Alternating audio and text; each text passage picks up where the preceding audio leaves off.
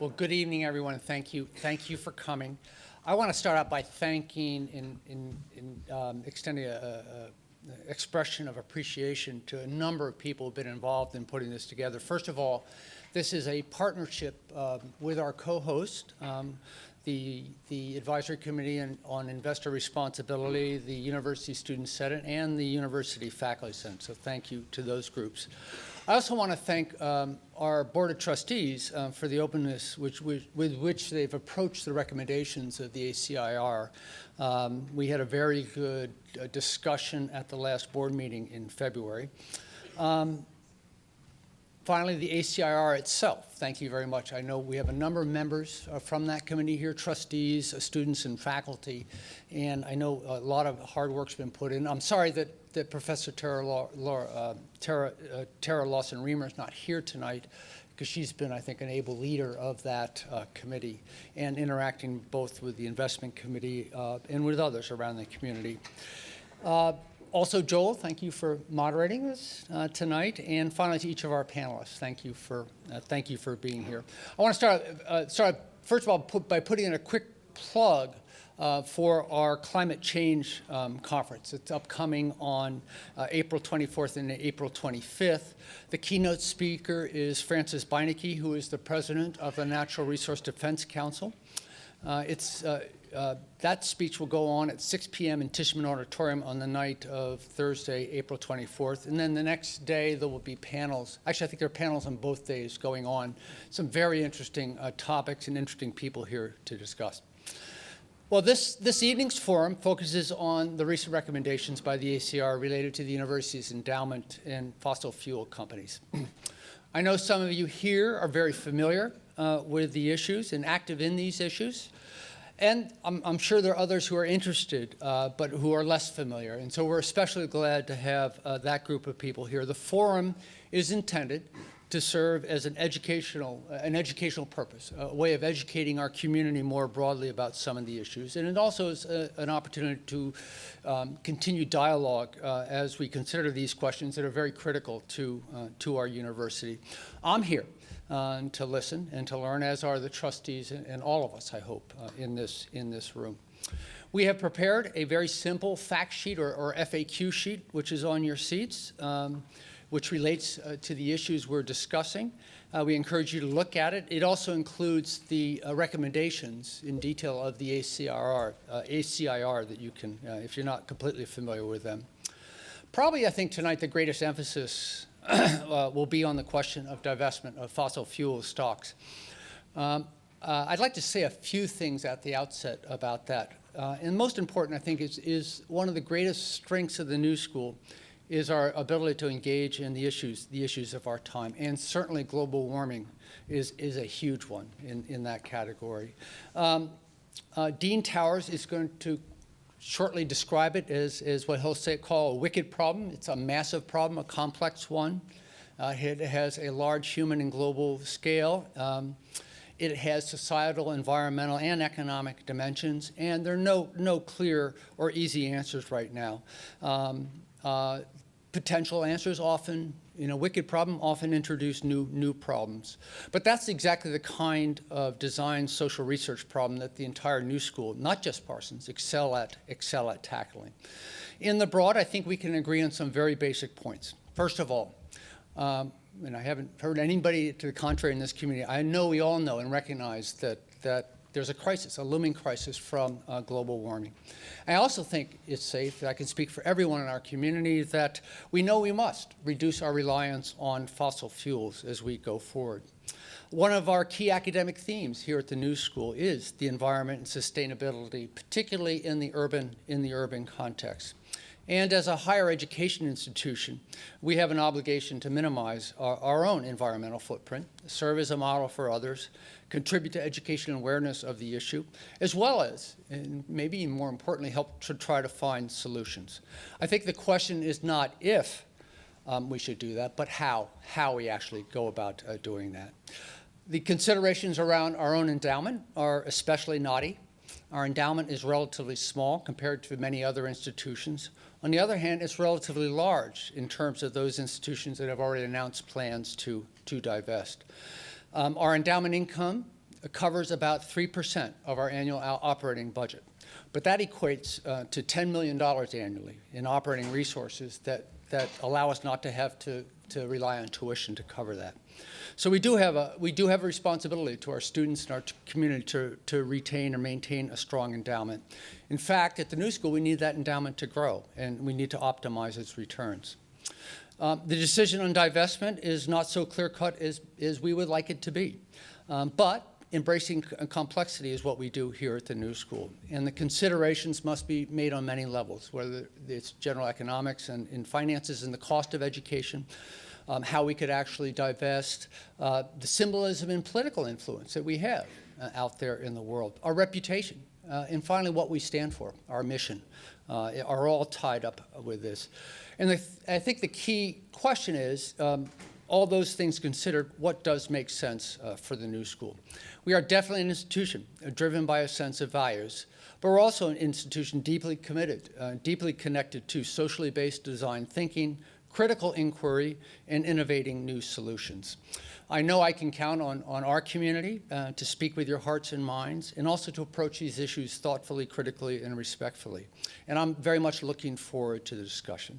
So now let me turn over the podium to Steve Bloom, who is a chair of the Trustee Investment Committee, to say a few words. Steve, there you go. Thank you, David. And first, thank you to everyone for having us here this evening. I want to call everyone's attention to that, in addition to my participation here, that we have other members of the board as well. We have past Chair Mike Johnson sitting there in the prime seat in the front, and Malcolm Smith and Beavis Longstreth, two long-term time-serving members of the board, as well as very active members on this issue and with the ACIR. So what I've been asked to do here really is twofold. One, most importantly, is to be here as a member of the board and as chair of the investment committee to listen and to learn, and I'm here to do that. And in addition, I've also been asked to take just a few minutes to outline for you how our endowment is managed and what it is, okay? So I would first call your attention to, as David mentioned, in the fact sheet, there is a brief paragraph or so that outlines what the endowment is and how it works. I think that, as he mentioned, that it is important to note that at our school, that approximately 3% of the budget, or $10 million a year, is contributed to the operation of the school from the earnings of the endowment. But we are managing that endowment with a very long-term view in mind. And in addition to being able to throw off that $10 million per year, we are also intensely focused on really growing the principle or the corpus of the endowment so that it continue to support the organization for many years to come. So it was funny, as I was thinking about coming here last night, I said, well, let me make sure I get this right. So I actually went and said, well, what does the board do? What does the investment committee do? So I cut and pasted a few things. So just to get it right, listen carefully. So the board is responsible for the educational mission and fiscal policies of the university. Now, when I hear that, that's pretty abstract. Fiscal policies, what does that mean, right? But then later on, when I looked at what the mandate for the investment committee is, well, it's really to make sure that, not to make sure, but to help ensure that the school has the resources available to fulfill its mission in the future. The IC, or the investment committee, has been delegated the responsibility by the board to manage that endowment.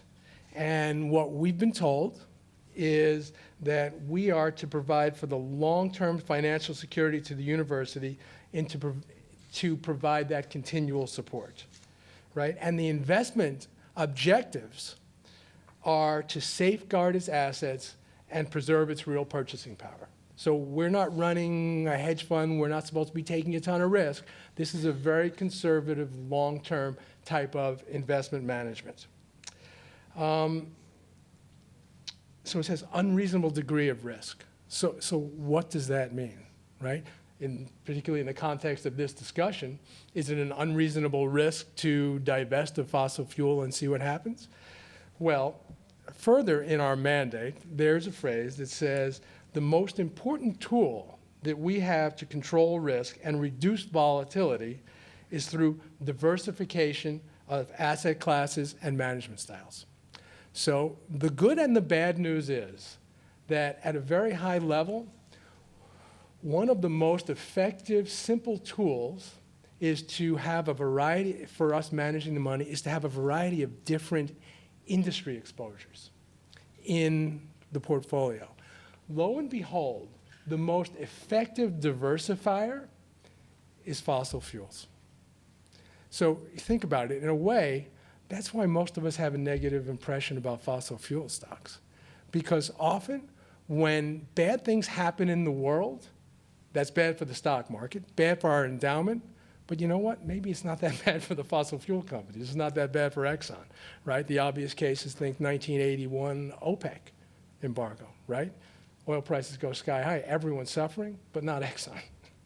So, but unfortunately, that's why it really is a valuable part of a portfolio, and it's difficult to replicate. I would further say, and introduce Texas a bit, that the Board of Trustees delegates this responsibility to the investment committee. It's a big job to manage $200 and some odd million. So we then are authorized to delegate some of our assistance to a consultant. In this case, we've recently hired Slocum advisors from Minneapolis, and they assist us with managing the portfolio. So the important thing that you need to realize also is the New School has a large finance staff, but does not employ a large staff of people dedicated to managing the money. The way the money gets managed at a very high level, there's a group of trustees that comprise the investment committee. We work very closely with our advisor, Slocum. Slocum and the committee together then hires investment managers. Investment manager, think mutual funds, right? Think we hire hedge funds. We don't pick the stocks ourselves. Slocum doesn't pick the stocks themselves. We hire managers to pick the stocks. The ramification of that, one of the ramifications for the purpose of this discussion, the stocks that we own directly or indirectly through those mutual fund type structures are selected by the managers. If we don't like a stock, group of stocks for particular reasons, it's very difficult for us to get rid of it. We can instruct the manager to get rid of it, but you know what? We're a big investor, but he has a lot of things to take care of, and he doesn't want to have to deal with that. So it often means that we have to fire that manager and hire another manager that hopefully would do more of what we like. The problem, as you'll hear, is that there aren't a lot of quality managers that are prepared to manage portfolios without fossil fuels today. So that's all I have to say here. That was a brief introduction, and I want to thank you again for hosting this event, because I personally do believe that this is a defining issue of our time. It's incredibly important, and I appreciate being here and being asked to participate. Thank you.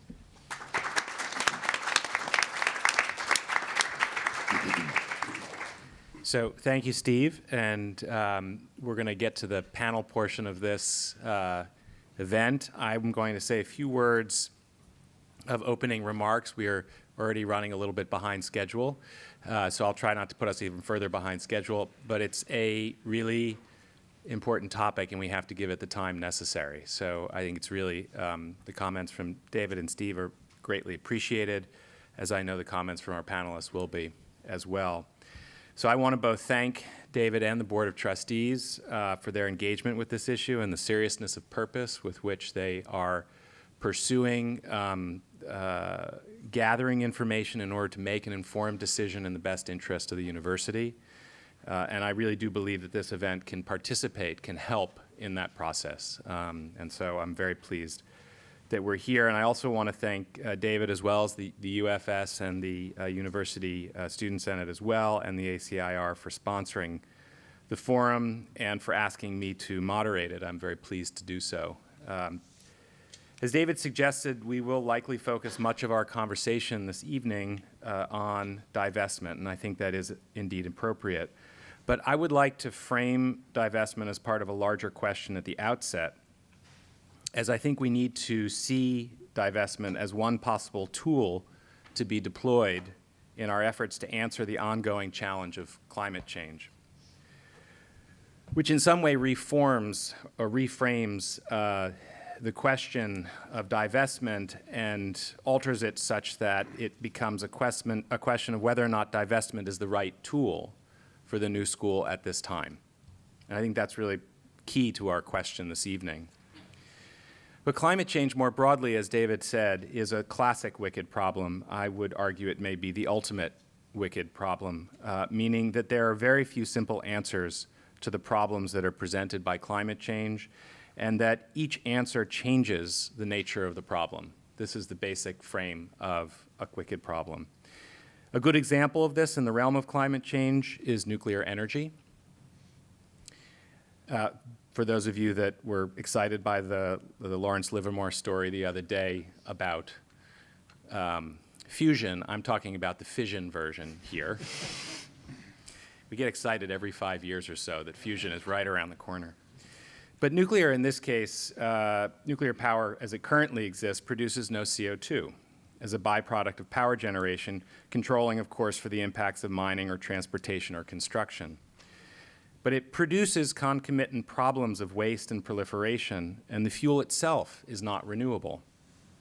In many ways, it's kicking the can down the road to a future that will still be looking for safe, renewable energy and to generations whose burden will be compounded by the decisions we make today. But there are many who would still argue that nuclear is a necessary transition fuel to move past carbon-based fuels. And so one possible solution raises more questions. And so in arguing for or against divestment, let us at least be sure to stipulate that we are seeking to engage a larger, more complex problem in climate change, and that we owe it to ourselves and to our institution to have all the issues on the table so that we can be moving forward with all due urgency, and I believe there is great urgency, and with all of our capacity. So in order to illustrate how I think about this question and to frame the panel discussion, I thought it might be useful to untangle a little bit some of the different threads or lenses through which climate change influences my own thinking in relationship to this wicked problem. So speaking first through, as my capacity as Dean of Parsons, through that particular lens, that one thread, climate change is an issue that will impose constraints on the functioning of the university.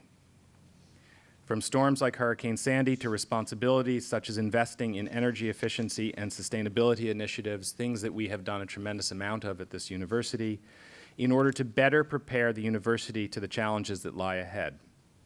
I understand and appreciate the complexities of our endowment, and we will hear more about that in a moment beyond what Steve has already said, and the need to maintain financial health of the university. I'm also convinced that the future of the university is connected to our leadership in engaging climate change as a design issue and a social issue. These are, after all, our strengths, and it connects directly to our mission and vision. So one thread, I think a very complex thread, is to look at it from my administrative role. Another is as a professor of architecture and sustainable design, the faculty position I hold here. Through that lens, I view climate change as an example of a transdisciplinary thematic learning domain, an issue that calls on many different capacities and disciplines across the university to properly engage. Understanding is critical to preparing students for success in the immediate. The understanding of climate change is critical to preparing students for success in the immediate, middle term, and long-term future. Climate change will be one of the most pernicious and compelling challenges for generations to come. Our students must be prepared to work in this context, and if they are prepared by how and what we teach them about this issue, they will be in a position to succeed in the transitions that come in the future. As a professional architect, a very different lens, and an urban designer, climate change has framed all of the work that I have done for the past 25 years.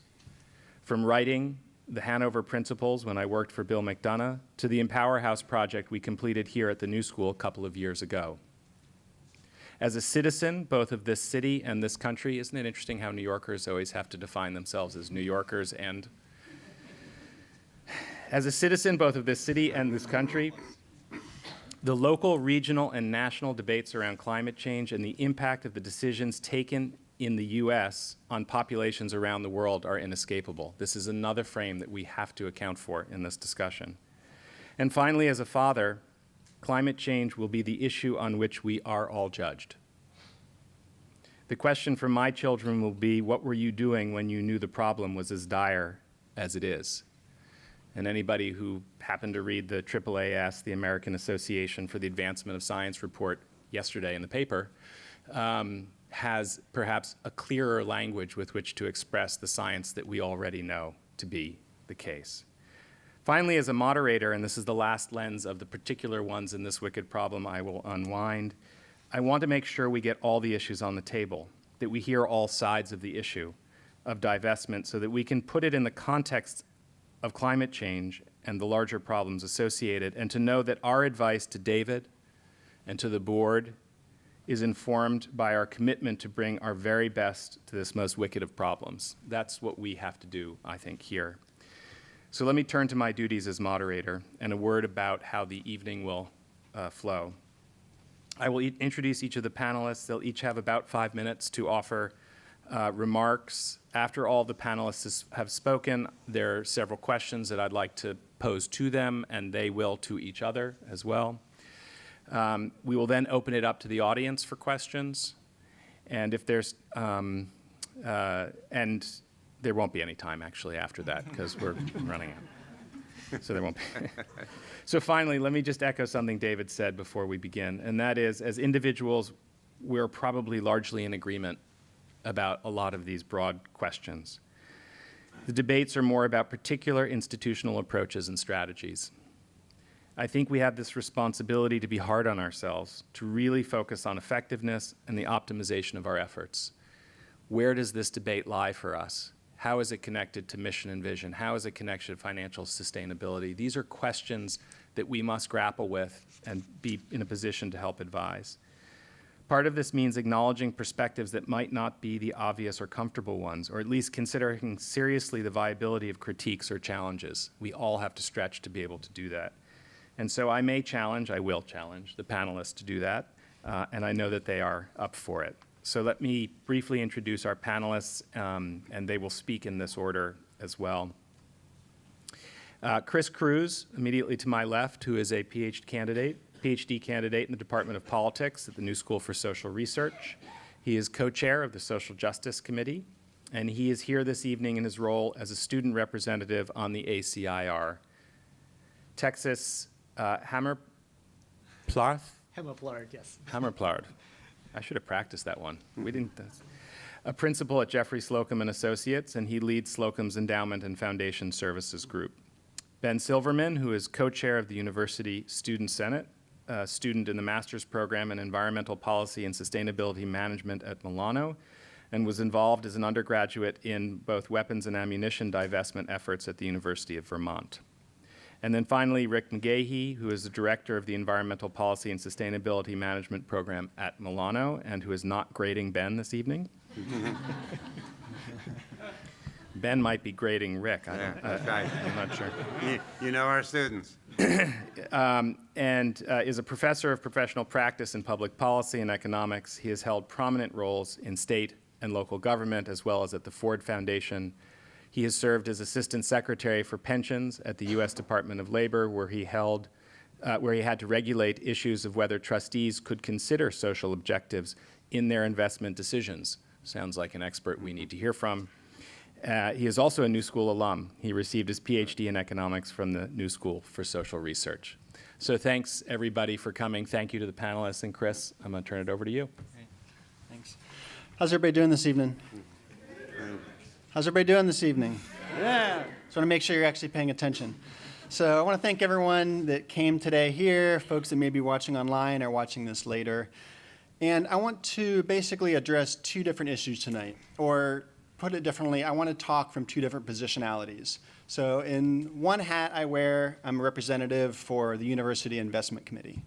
And the other hat I wear, I'm sort of, you might say, a climate justice activist. And I think we need to think about both of these, and those ideas have both informed what we're doing here today. So if most of you have this lovely little handout, If you flip to page 2, where it says, what is the Advisory Committee on Investor Responsibility? And then under that, what are the ACIR's recent recommendations?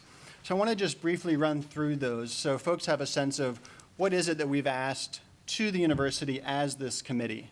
So just to give you a sense, so we have 2 students, 2 staff, 2 faculty, 2 board members, and then some support from our institutional folks that are doing investments to think about how do we make recommendations to not just the investment committee, but also to the larger board about our endowment.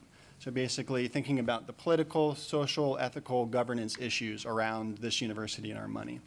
And through the course of the last few years, from about 2009 to now, since the committee's been working, we've been doing a series of different activities around this idea.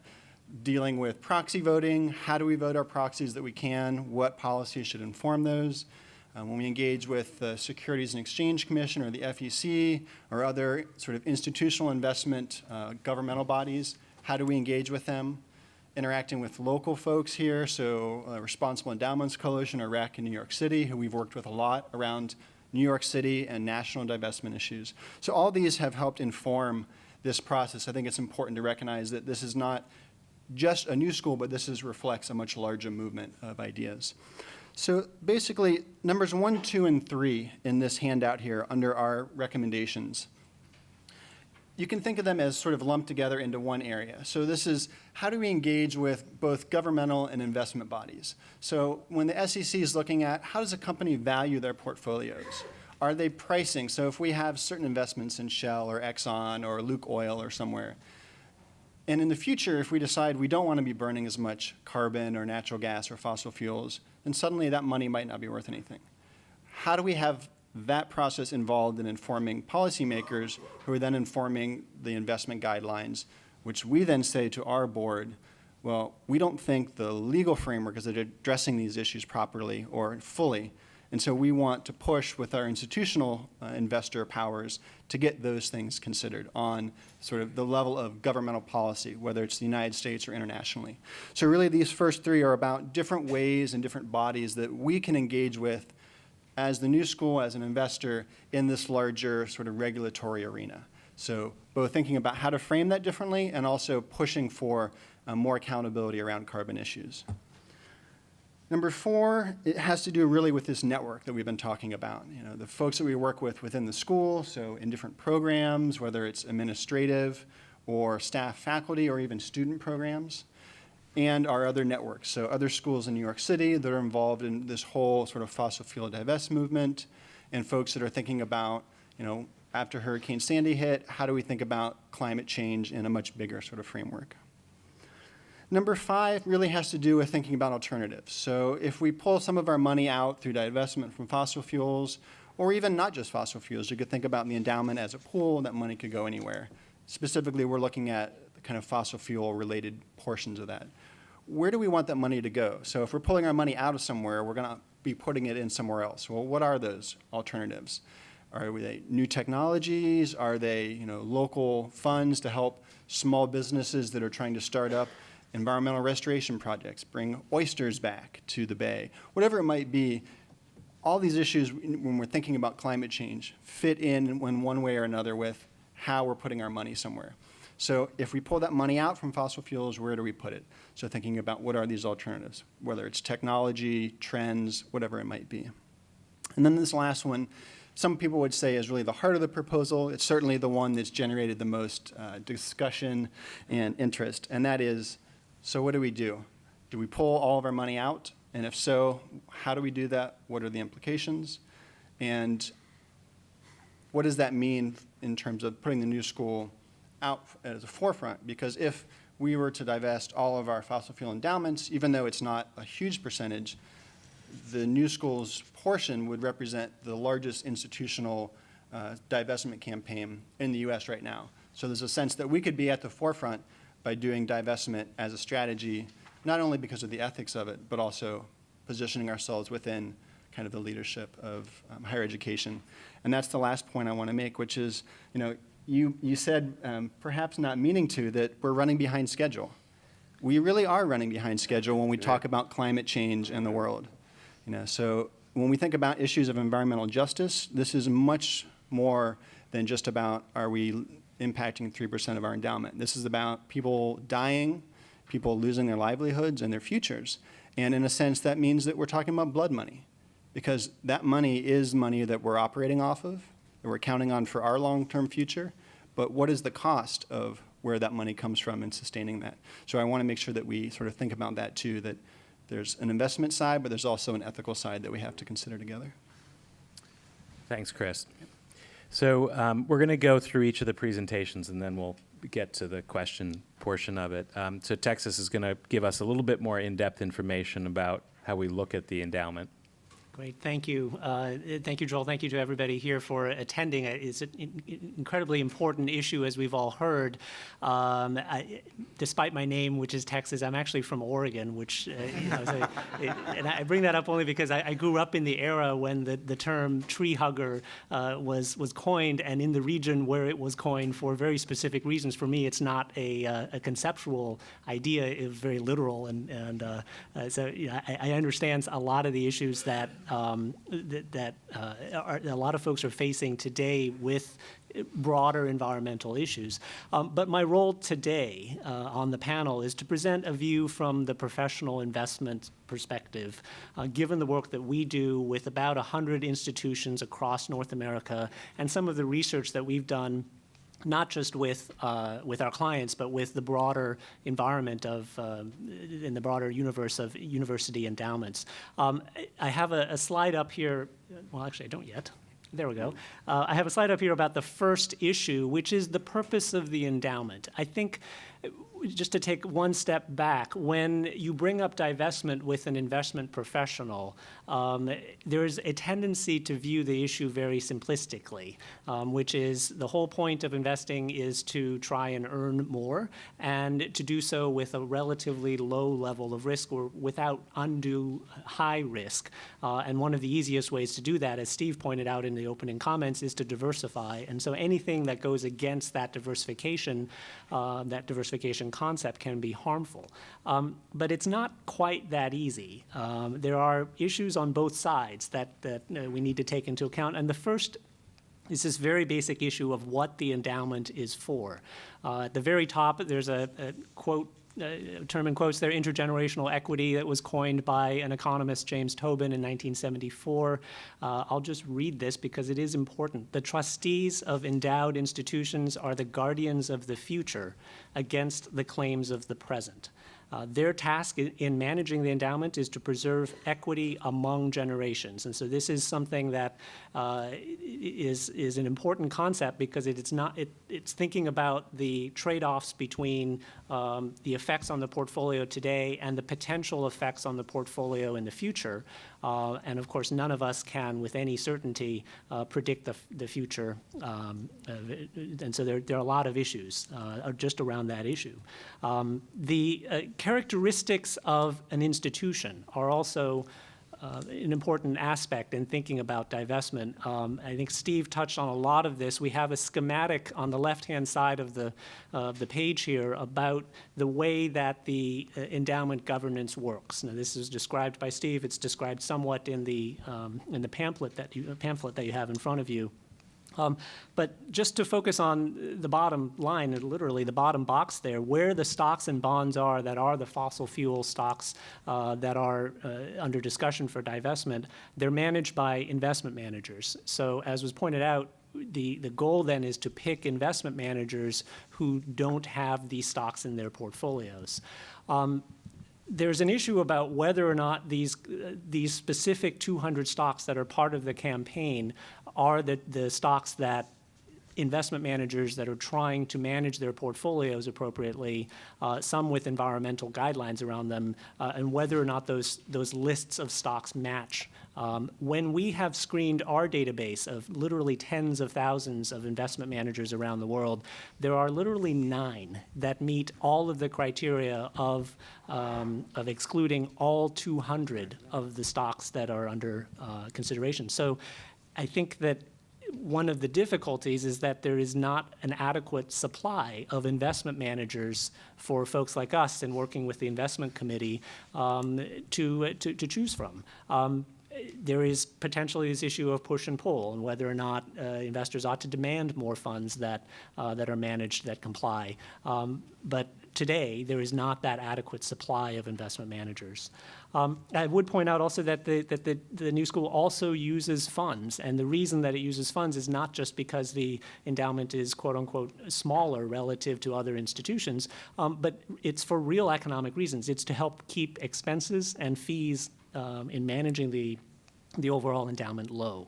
And so that is something that we have to review with the investment committee, and the committee cares very much about the costs of managing the program.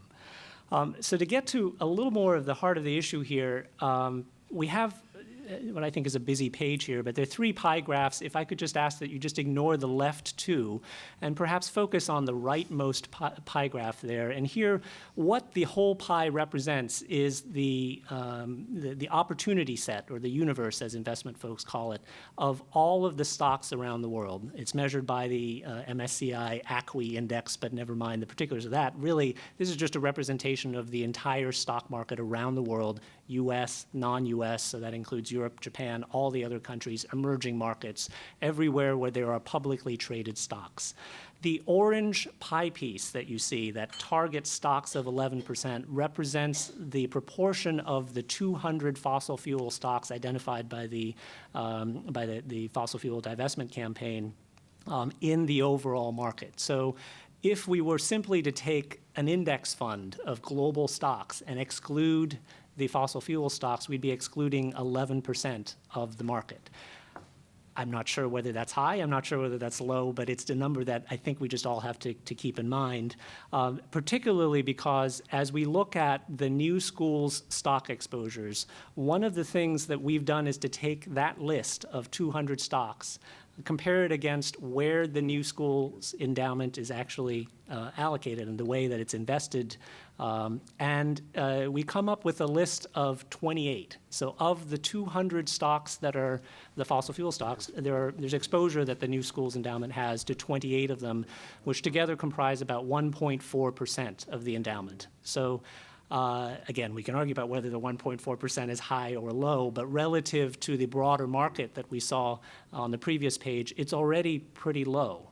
And furthermore, I point out that this list of stocks, which you may not be able to see, the type is pretty small, but it's sorted from largest exposure to smallest exposure. And up at the top is the largest exposure, which is Devon Energy. It makes up about 0.5% of the overall endowment. The rest of the 27 stocks, each of them comprise a very, very small proportion of the overall endowment, bordering for many of them on just de minimis. The question we get asked, of course, is if we were to exclude the 200 divestment stocks from portfolios, what effect would that have on investment performance? I won't bore you with the specifics of the analysis that a lot of investment professionals use, which is a Sharpe ratio analysis using the energy industry. But in round numbers, the impact is about 1% a year. In other words, excluding fossil fuel stocks from a stock portfolio hurts that overall performance of that portfolio by 1% a year, and that's the average over the last 20 years. So if we were 20 years ago to have divested, we would have suffered a cumulative 20-some% underperformance relative to if we had those stocks in the portfolio. I can say that with certainty because that's history. The biggest question is, what about the future? And what if we take the actions today to divest from fossil fuel stocks? And the bottom line is, that's much it's very, very difficult to quantify. It's much harder to quantify what's going to happen, primarily because the 3 main factors are the price of oil, the cost of extracting fossil fuels, and then thirdly, importantly, whether or not investment managers find these stocks to be attractive. And all of those things can vary quite a lot. And to Joel's point earlier about wicked problems, all 3 of these factors are interrelated. If you think about whether or not an investment manager wants to use a stock, it might depend on the first 2 factors.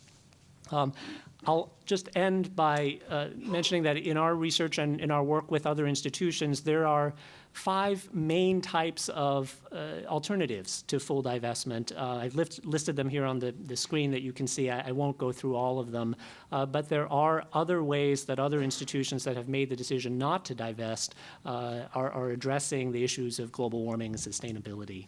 I know that some of my fellow panelists have more to say on some of these issues, so I'll just stop here and perhaps pass it over to Ben. And thank you. I guess I'm slightly more fortunate than Chris in that both in my personal stance as an environmentalist and as the representative of the organization that I'm here for, I can be pretty much consistently an advocate for one side or the other. I just want to start with 2 pieces of news. Last week, March 14th, The Guardian published an article about a NASA-funded research project by the National Socio-Environmental Synthesis Center, in which essentially the point was been made, and many other scholars, many other environmentalists, many other economists and experts in these fields have made this before, but that we are approaching what they called irreversible collapse of industrial civilization. Those were the terms they used. That's a term NASA used. That, I could go into detail what that means, but I think the images the phrase speaks for itself. That's the future. That's the path we're on currently.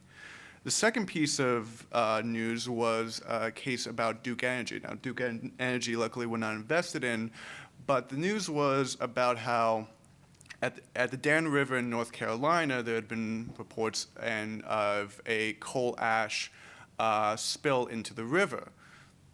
Those are initial reports. Coal spills and oil spills have become increasingly more common of late. But what was particular and recently emerged was that it wasn't just merely a spill, it was a deliberate dumping that had been carried out over months, and photographic evidence proved that Duke Energy employees taking pickup trucks were deliberately dumping coal ash into the river day after day, week after week, hour after hour for months. These are the type of companies that make up the fossil fuel. If I were to speak about all the many crimes, the many deaths, the many abuses that these companies make on a daily basis, I would speak for hours. But the point is, and I think others have been clear about that money invested in them is blood money. That whatever wealth they represent and whatever wealth they may have, it's wealth stolen both from people living now, but also people who have yet to be born.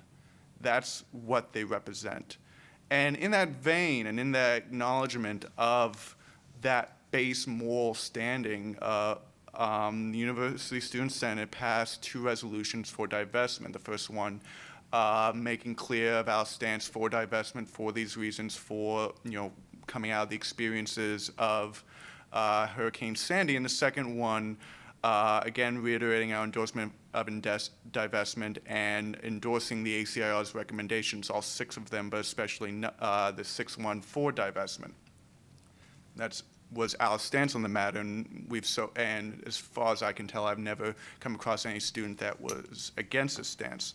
Now, we're taking on this issue, but luckily, and it's quite daunting. It's a issue, but luckily we're not alone in caring about this. That there is truly a mass movement right now of concerned people all over the world facing these same questions. And any university, any endowment is clearly not the front line. The people like in the I Don't Know More and the First Nation resistance against the tar sands and that's the front line. But in order for this movement to succeed, it needs to be made up of many parts.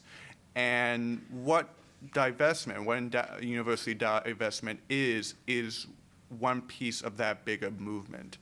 It's one particular option, one particular lever that a university or any institution can use to get its point across.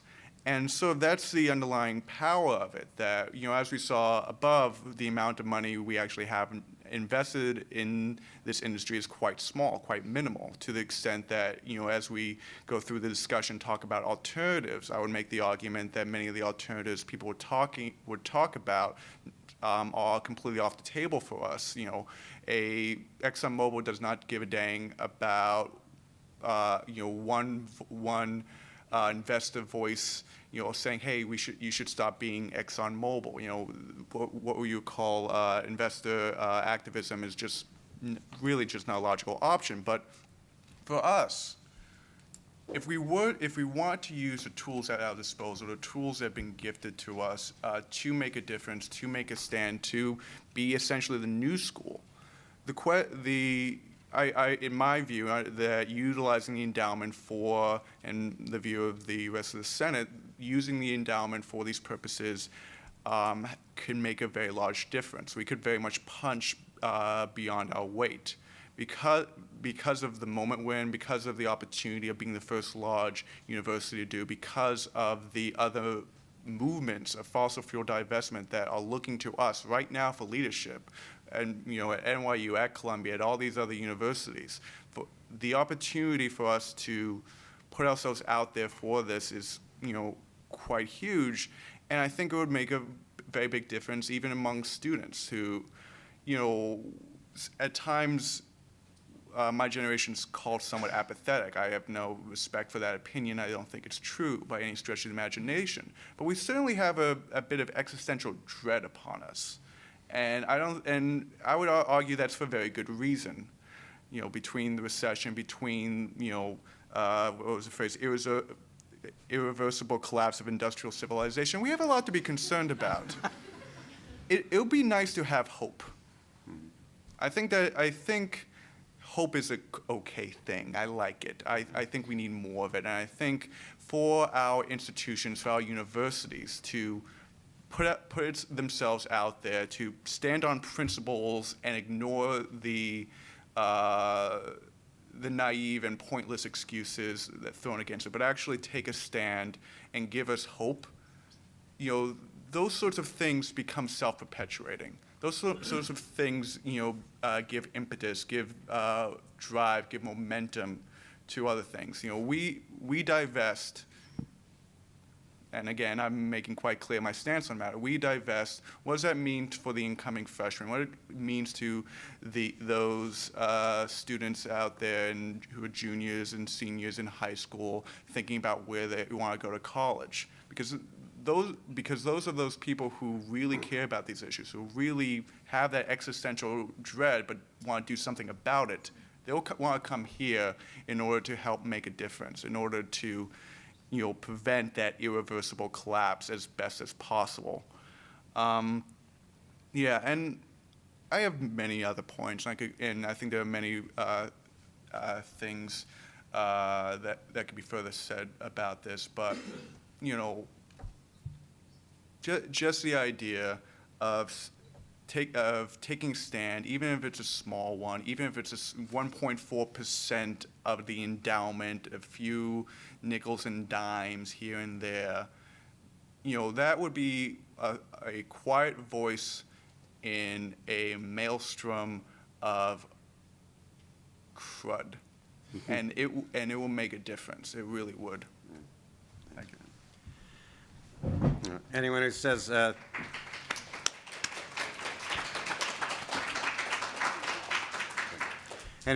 this generation of students is apathetic hasn't met the students in environmental policy or at the New School in general, so it's not true. We won't belabor it. David said it. The science is unequivocal on this. Ben mentioned the NASA report. The American Association for the Advancement of Science this week came out. Later this month, we'll get the International Panel on Climate Change of the UN, and they're all going to tell us that this is moving faster than we think and worse, and they're worried about these irreversible tipping points. So the advocates of divestment and environment are focusing us on the right issue and the right to push hard for solutions and actions. How can we get carbon out of the atmosphere, not just stabilize it, because we've got to get it, we actually have to roll the direction back of this. It's an enormous, wicked challenge. problem. But that, it seems to me, is ultimately the test for divestment or for any other proposed action. Does it contribute to our ability to really attack this global and growing problem? And fossil fuels are deeply embedded in the economy and our daily lives, right? In part because of the enormous energy and productivity they bring, in part because we're now what economists call path dependent on them. It's built into our systems. And in part because they're hugely subsidized by tax breaks, infrastructure, lack of investments in alternatives. Their true social cost is not embedded in the market price. And the wealth they generate isn't shared by the rest of us, right? It largely goes to a few, and the accumulation of that wealth and power allows the recipients to then exercise unequal and undemocratic influence over government and regulators and everything else, and that unequal power in turn continues to give them more wealth and power that lets them do that. Where, by the way, one of the byproducts is the destruction of our global environment that we all share. So how do we break that spiral?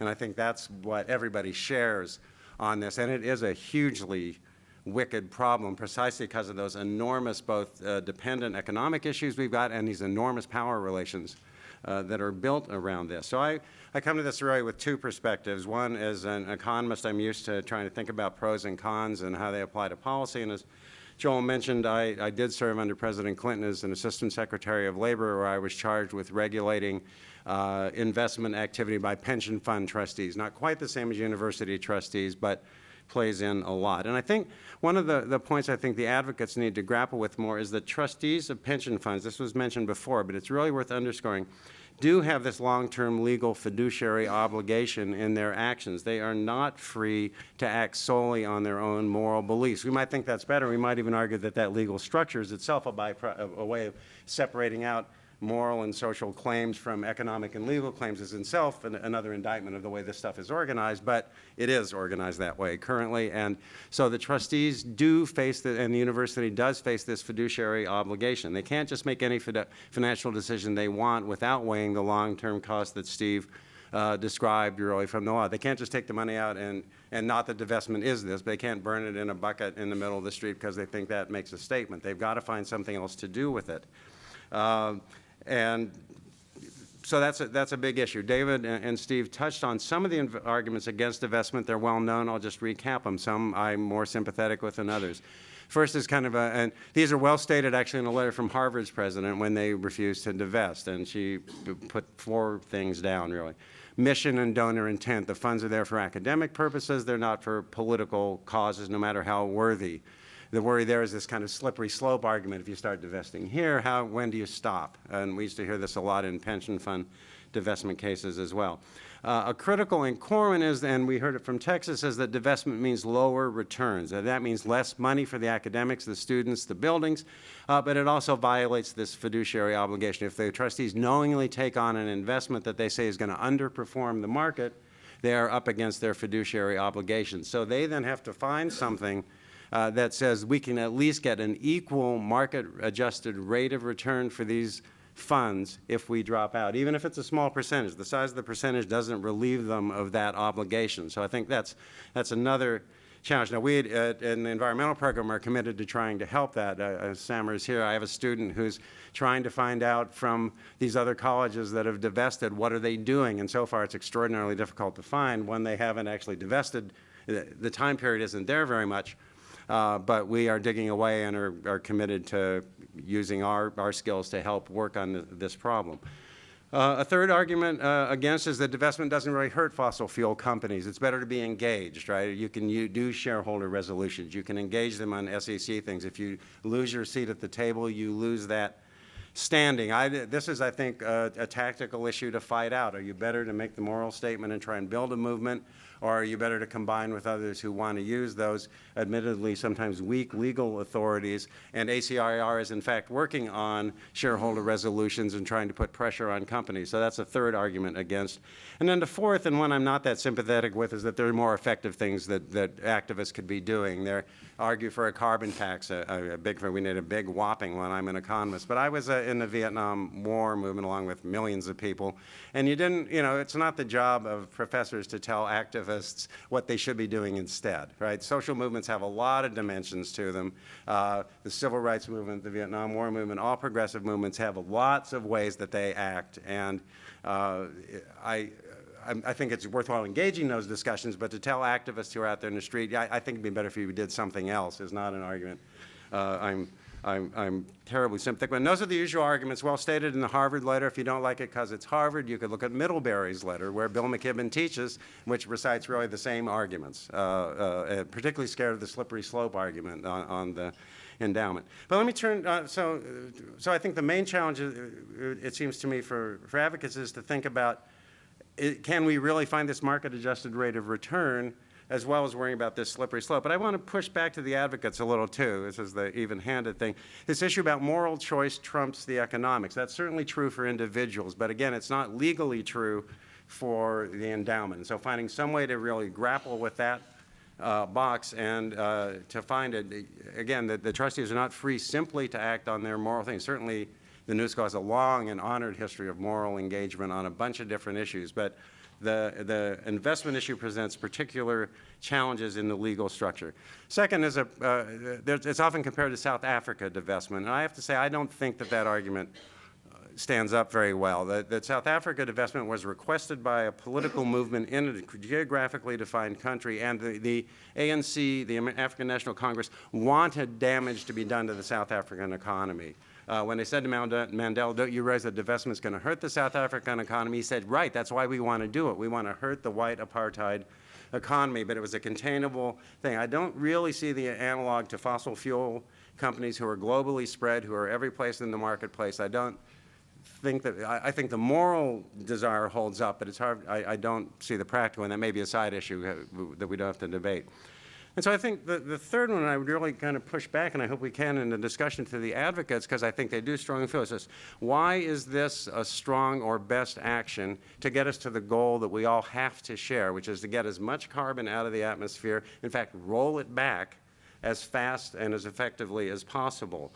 Recognizing that we need a lot of actions and strategies, and so I'm not trying to prescribe, I'm not saying you should go do something different. Why this one? Why is this one the important one to do at this point? And I think that presents a challenge to both. David said earlier that the New School has other things it can do to act as a good carbon citizen. And I think the challenge to the university is to really do that, to hold and to have students and activists hold the university's feet to the fire, do everything you can in that space.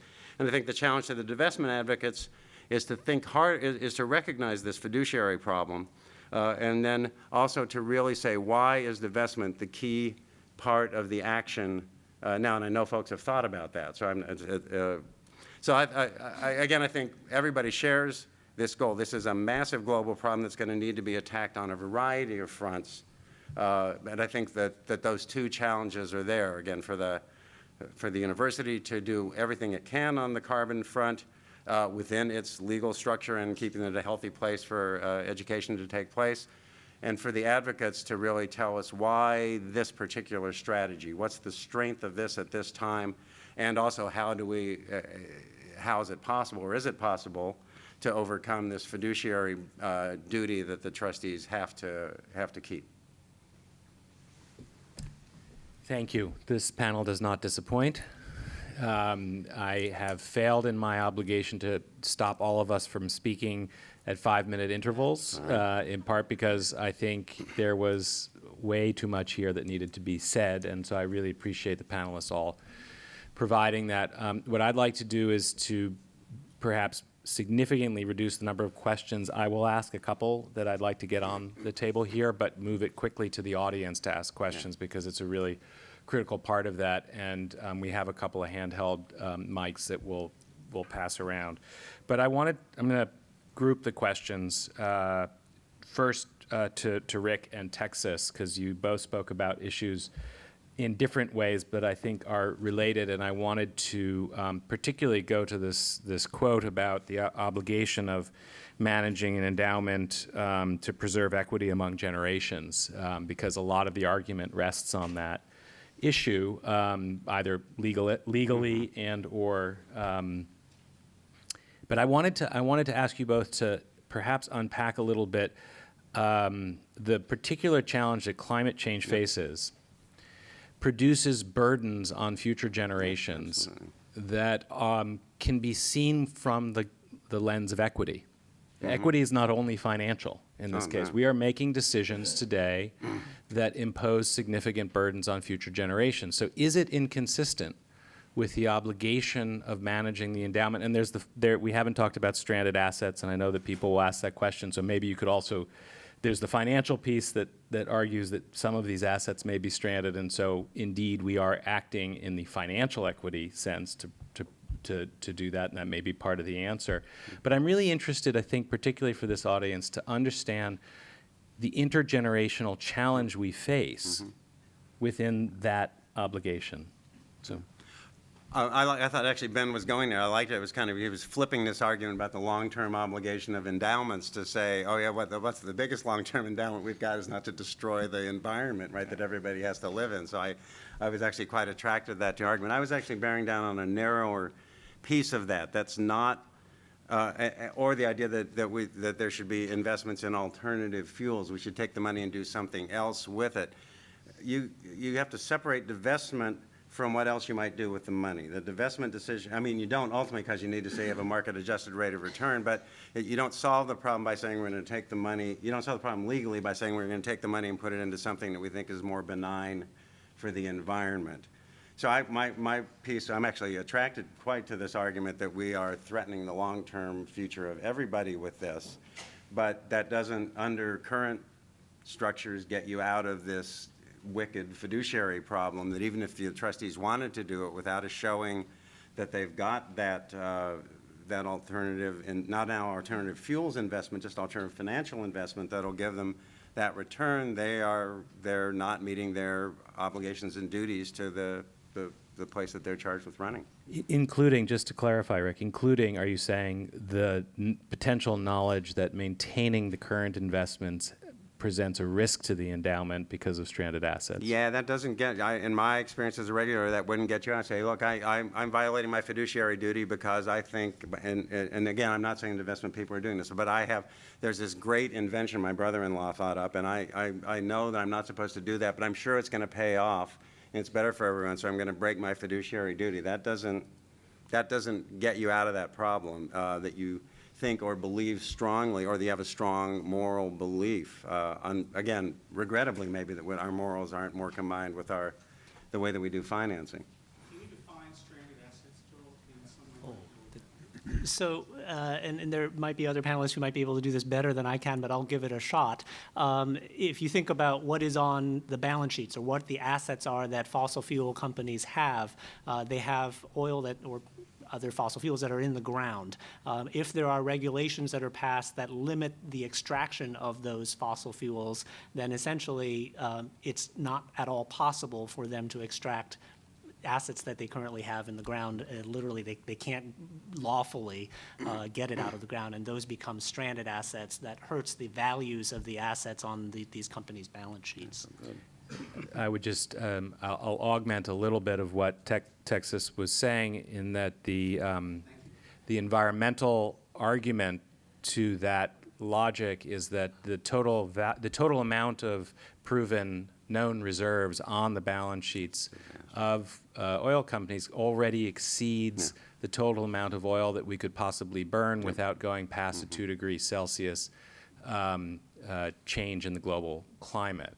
And so one argument is to say whatever happens from a regulatory framework as to whether or not you'd be able to remove those, we would have an environmental catastrophe on our hands if we actually did. Yes. And so they may, in fact, be stranded already. There's a debate as to whether it's 4 or 5 times the total amount we could burn.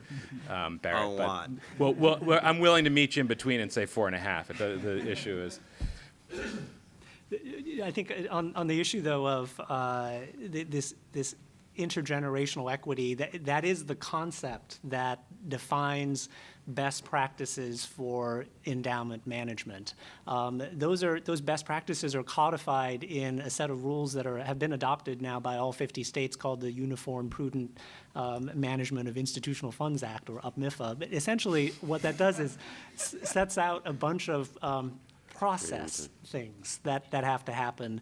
Under UPMIFA, it's not necessarily a bad thing to have made an investment in something that loses money. Right. That's not the goal. Right. The goal is to assure that in the decision-making process for making that investment that might have, in the future have in hindsight lost money, that there was a decent process in place to evaluate that investment, which is the issue with the intergenerational equity when we bring in environmental impact, which is not quantifiable.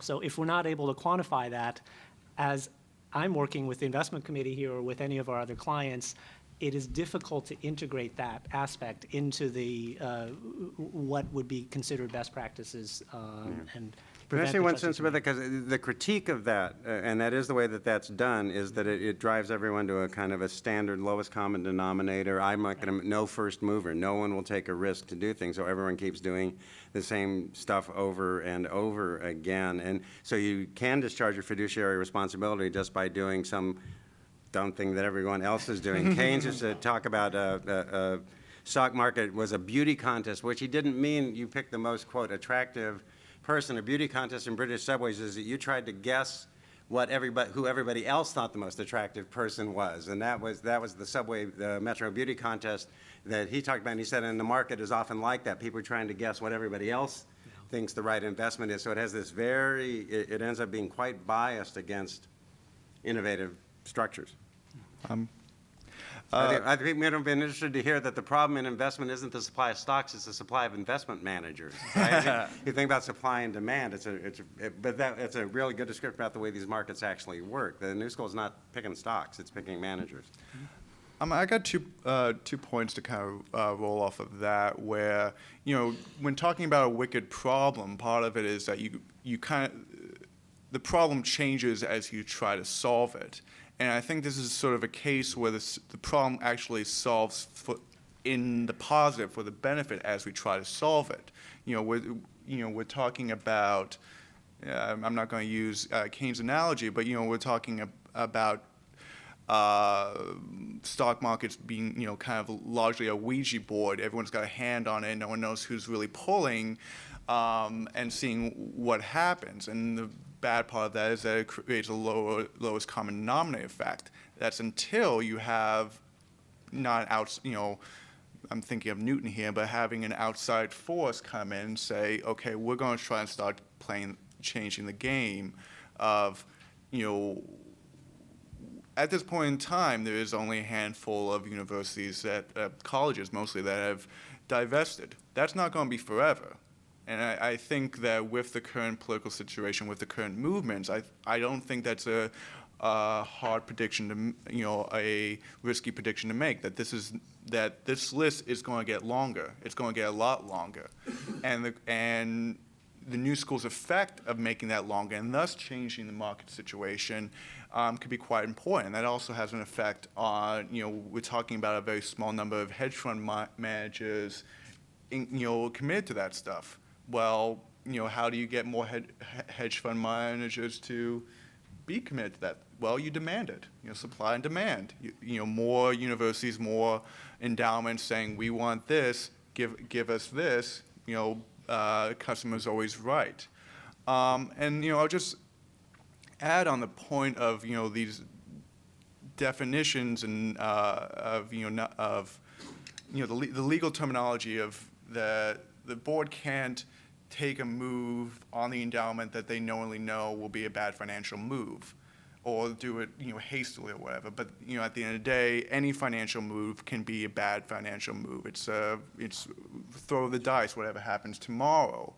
The point here is that, and I would say again in favor that we are having this out. We're having this out in public. No one can ever say that if the board divests, that they did that irrationally, that they just woke up one morning like we're going to divest. No, this is being halved out over years with a lot of research, a lot of knowledge going into it, and a lot of people saying that yes, maybe over 20 this time scale we may have lost money, but in this time scale we would have gained money, and things might work out differently. I don't think it could be said. I don't think it could be said at this point that anyone knows with certainty that divesting now would be a bad financial move. But so let me push on this a little bit, because in my second question, then I'll open it to the audience, Ben, because both you and Chris have spoken, I think, passionately and energetically about the issue. The question is, you'd be making decisions in that same intergenerational model. You'd be making decisions for future generations of students who could well see an underperforming endowment impact their ability to access funds at the university. Right? It's not, I mean, and those of us who are charged with, trying to run this particular ship know that those small changes in available resources can be felt very significantly by individual students. And so I want to push you on the question of saying, on the one hand, you're speaking for future generations, which is both, in and of itself, may not be a bad thing, but you have to be aware of the fact that you're doing that, and you're putting your decisions on them. Now, maybe you're doing so because you think it's the right thing to do, and I believe you are, but it's not an issue that's without its political consequence. So I wanted to have you both respond to that question. Well, I would say we're planning for 7 generations from now. That's true. Assuming that we can actually last that long. I mean, I think there's 2 ways to think about this. So one is that there's a supply and demand issue in a sense, and you brought up this, so there's maybe 9 fund managers out there of the thousands. So what does the new school do? What is our primary mission besides large student debt coming out? We generate intellectuals and professionals. What do those intellectuals and professionals then go do? They go work in the market. So if the problem is that there are not enough fund managers supplying investment strategies, we have design schools, we have economics programs, we have business schools, we have environmental management programs. Why aren't we producing our own supply to meet this demand that we recognized? And so in that sense, we're actually using a problem, which is we have part of this endowment we want to reinvest, and turning it into an opportunity, which is to say, let's find a way to use our program and the reason that students are coming here to actually frame the problem differently, so that in 5 years, we want to be divested, but we want to do it because we've generated a series of proposals and a strategy in-house by people that are coming out, going into the world, and experts that are here as faculty who can then advise our board. So that suddenly what becomes a seemingly intractable intergenerational challenge actually becomes an intergenerational opportunity that then has an academic component, an ethical component, and a political good. Because I think at the end of the day, I don't want to use our endowment as a political leverage tool.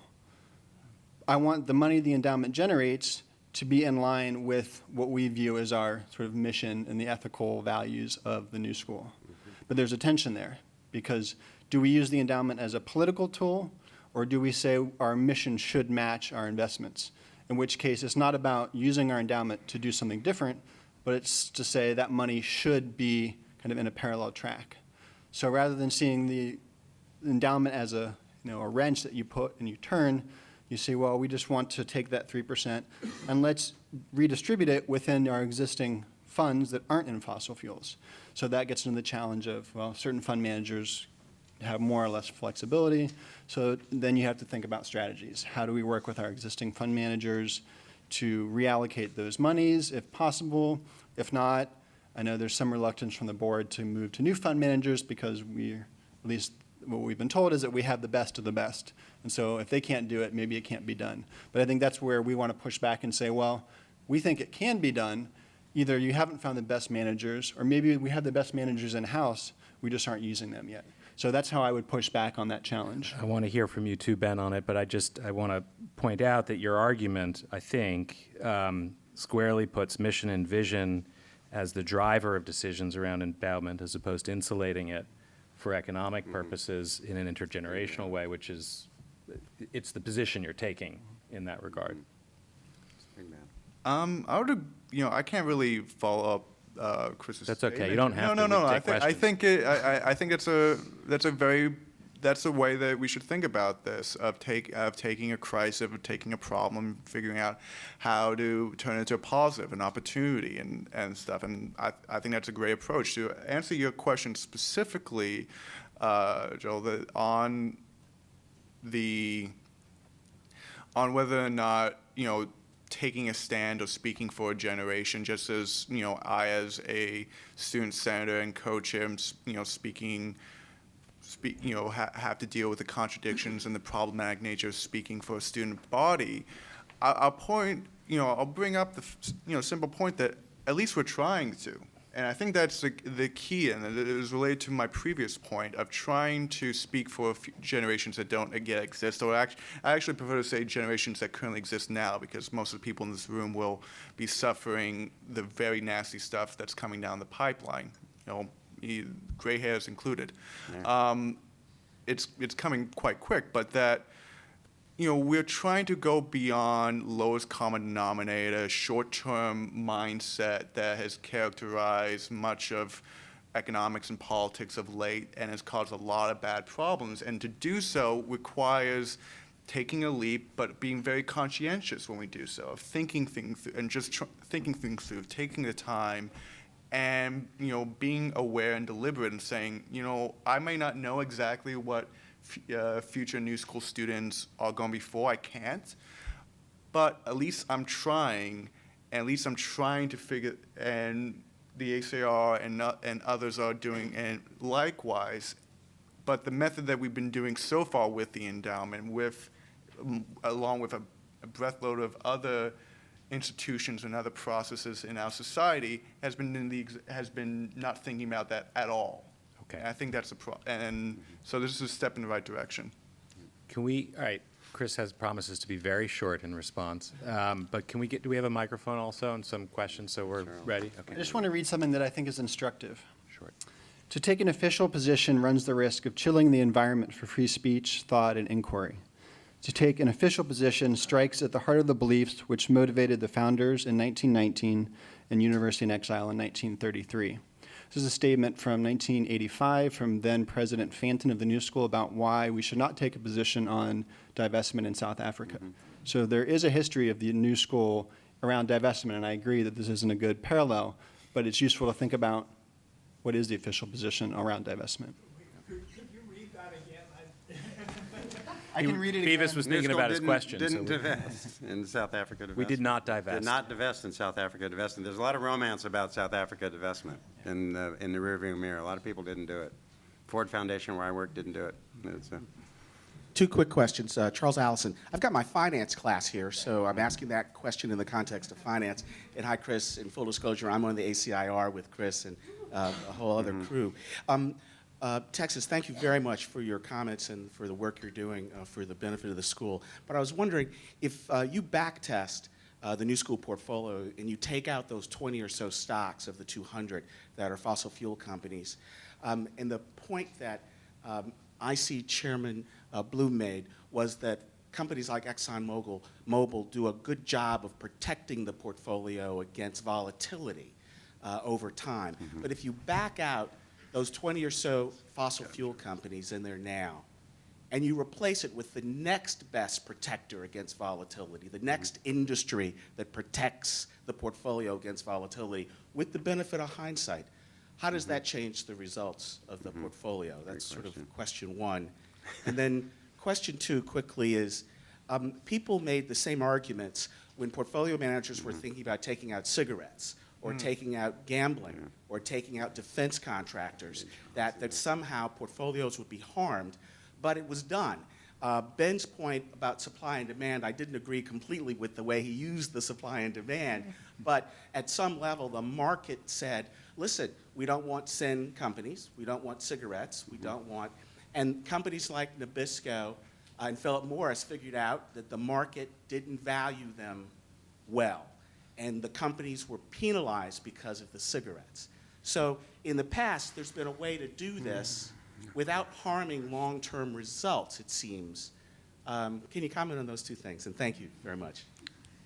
Thank you for the questions. I'm not sure that I can fully answer them. To your first point, we have done the analysis of extracting the 200 stocks from the stock market. We've shared this with the committee and with the full board of trustees.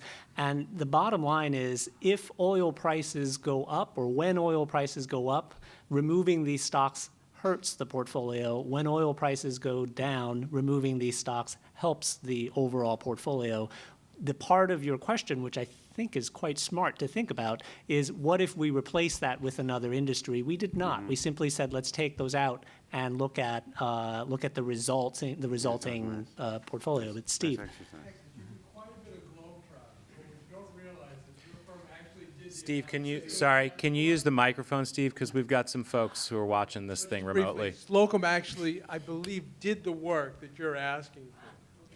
And the result exactly. is, if I remember correctly, it varies, of course, during what time period you're looking at.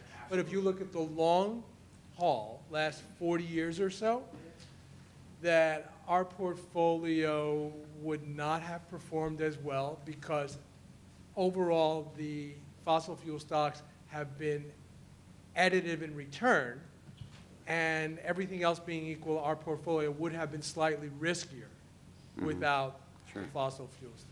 And how much? No, Right. it's just historical. I'm not making any Sure. argument. I'm just Well- giving, Of course, by definition, but how much? I did comment that it depends on what time period you look at. Yeah, Beavis was asking Steve about the time period, and that if you look at a shorter lens, it actually tells us.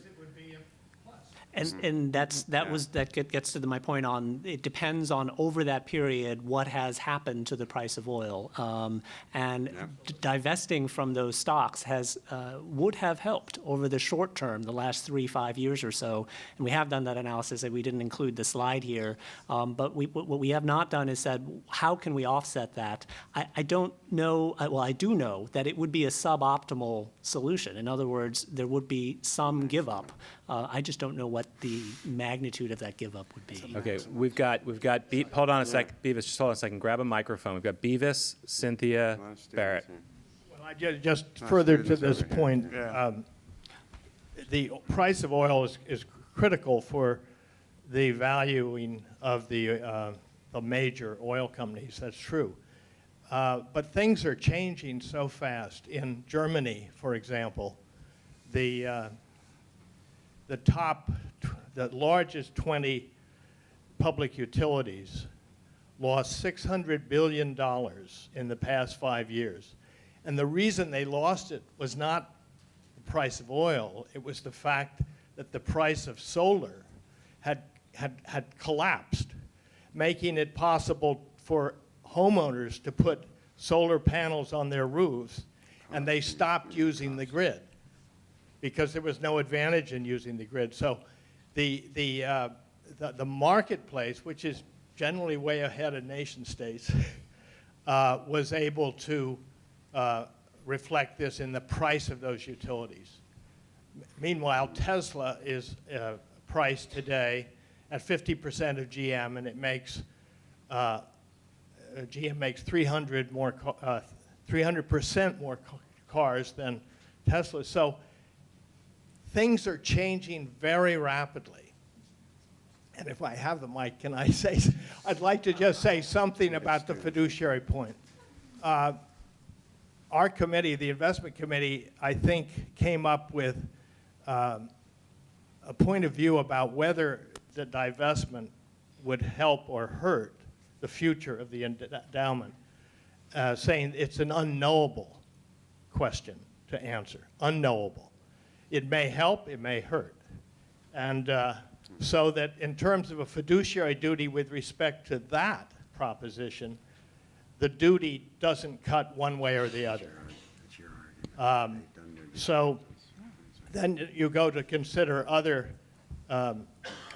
issues. And I think that the way in which a pension fund that is subject to the regulation of the Labor Department would approach the question, the fiduciary question, is far different because the charter of a pension fund is to make money for the pensioners. The charter of this institution is to educate. And factored into that purpose is the impact of anything in the portfolio that impact will have on students, faculty, alumni, giving, and enrollment.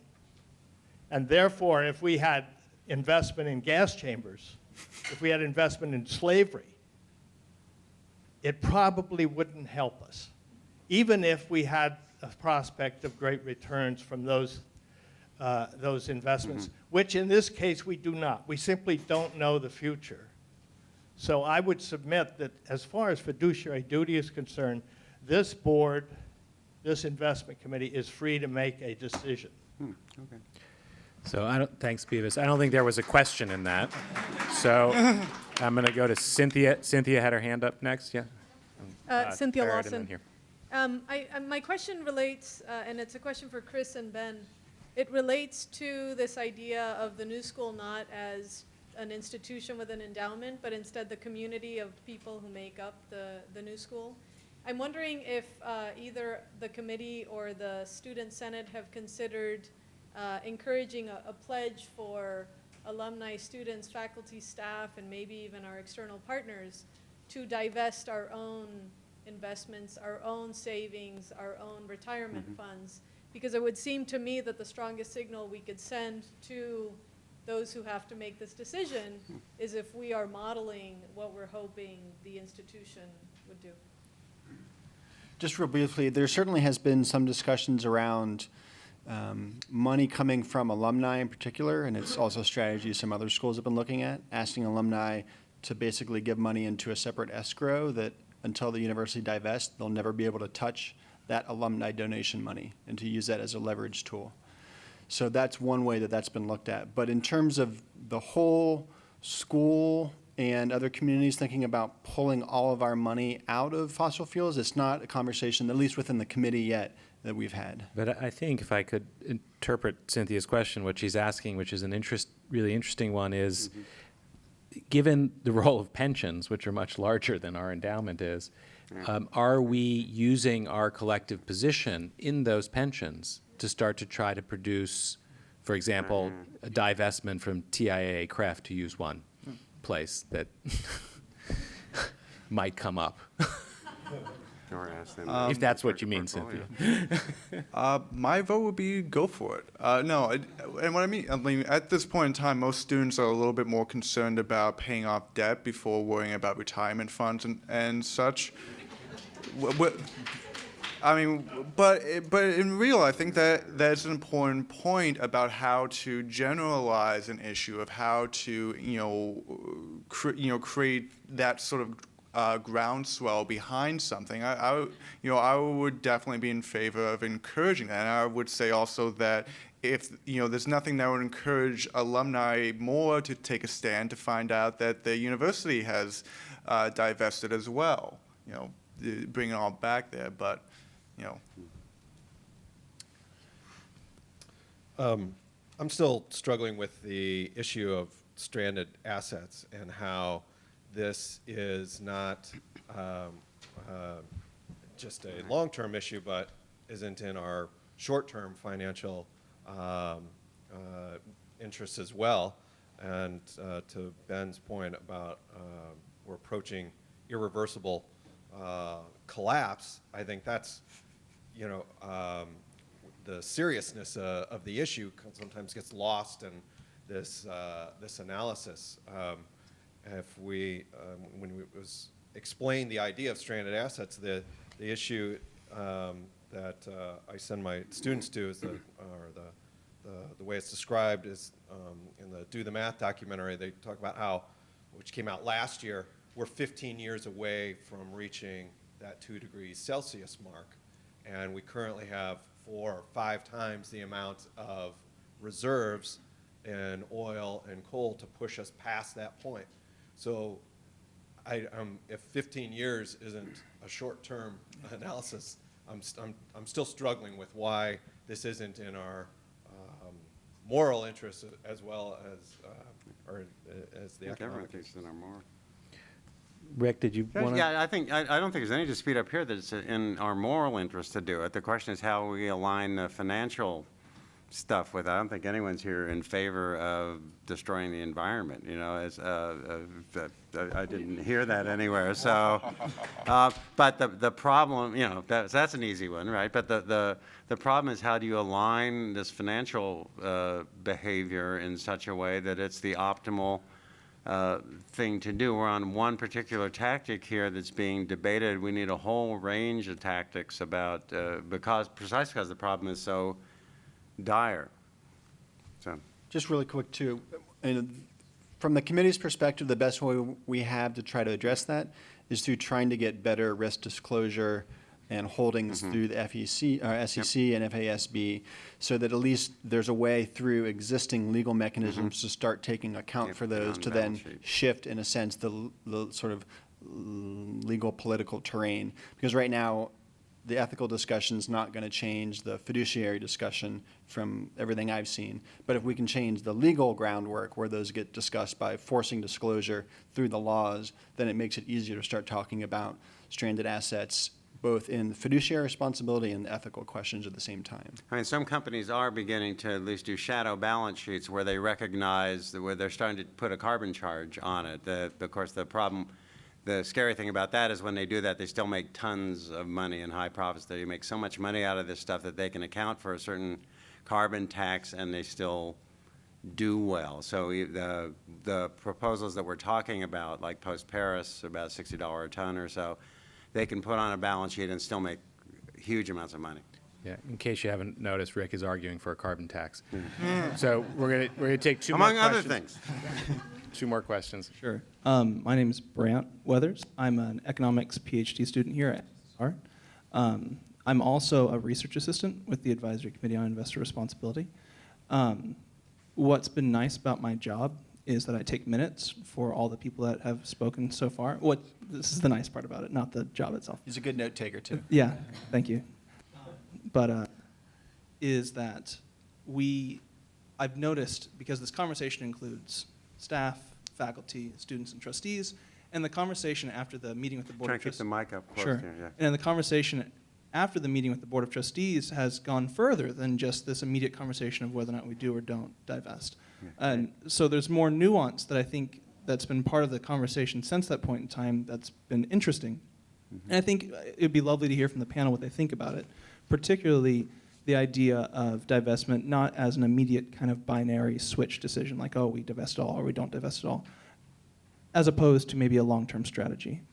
Also, looking at the fossil fuel companies that we're invested in and noticing that one company makes up almost half of the investments, and this is an interesting thing that I think a lot of people don't know, is that we have these kind of mutual fund investment managers, but we also have directly held investment managers that we have kind of a closer relationship with, who can make a stronger decision on what to do with individual investments. So I just kind of wanted to present these nuances and see what the panel thought about that. I mean, we characterize the question as saying if we go slowly or we strategically choose kinds of divestment over time, or I guess part of the question there is what we're trying to achieve and viability in both of those. So.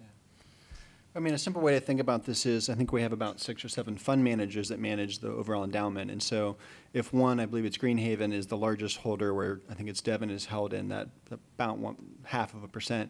If we could say, hey guys, just move that money somewhere else, then overnight we've moved our disclosure or our divestment amount under 1% in terms of fossil fuel holdings. And that's not a hard political strategy, and it doesn't necessarily represent a lot of fiduciary risk. So that's a good point. You know, these are some of the nuances when we're thinking about, okay, if there is some resistance from the board to do kind of whole hog divestment, well then what are plan A, B, and C that still moves us in that direction but doesn't have to be all or nothing, because as we all know, sometimes negotiations, you get as much as you can, even if it's not everything you want first round, and then you move to the second and third rounds. I don't have much to add other than to maybe frame it in a different context, which is that to go from the current 1.4% to under 1% is not too difficult. To go from that to 0 is pretty difficult. I think Theresa, you're going to get the last question, which is a burden, I think. But let me just, I mean, I would add to that, what I think is an interesting part of your question is that if we do move slowly and make the easy moves, we may not be able to also claim the moral high ground that has been argued for by different members of the panel. And the question for us in part is the risk and reward in this decision, and how far out front are we as a leader? And this is sometimes that brings back the mission question. But I appreciate the nuance of both of those. Theresa, you get the last. So make sure you capture everyone else's question. I'm trying to accept the responsibility. Theresa Ghilarducci, Chair of the Economics Department. Hold the mic up closer. Before I think the community can make up its mind, I would ask our consultant, whether it be Slocum or some other consultant, to do a few things. I would like to see the model that Charles Ellison, our finance professor, has asked you to do, and that is to do the backdating with the second best option. If Steve Bloom is right that you've already done it, we need to see the results, because you have extremely high losses here. The second thing I would ask you to do is actually go forward and be a little more explicit about not only the risk to stranded assets, but the risk of political action causing more volatility of these targeted companies. My colleague here, Dean Browner, actually looked up our top holding, and they're involved in fracking. And there's a lot of volatility around that valuation. I didn't see that even implicit in your model when you actually forward dated. So that's the second thing I would want my consultant to do. The third thing I would want you to do is much more difficult and hard conversations with your investment manager. I've been a trustee of 4 funds. The smallest is $1 billion. The largest is $50 billion. And we have very pointed conversations with our investment managers, and they've taken out tobacco stocks. They've taken out anything we want. Now, perhaps we don't, as a single endowment, don't have that kind of clout, but the reason why we hire consultants is because you have other clients. So have more difficult market conversations with your investment manager. And fourth, I want to point to my colleague in the past. Remember, Vivas, we were on the committee that formed this ACIR 5 years ago. I was a faculty representative. Is please take our mission, which is not risk-adjusted rate of return maximization, but our education mission. And I'd like the board, not just the investment committee, but the board, for me as a community member, to model what might happen to our admissions, our recruitment, our brand, if we are out in front. Now, I haven't made up my mind yet. This was a fascinating panel, and your losses were tremendously arresting. But I would want those 4 things done before I can make up their mind, and I don't think it'll take all that long. Thanks.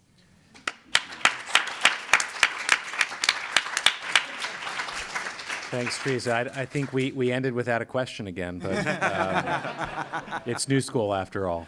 David, it's all yours to close. I want to thank all the panelists. I want to thank all of you for being here and listening and asking great questions. We do have some food outside, so please join us for continuing the conversation outside.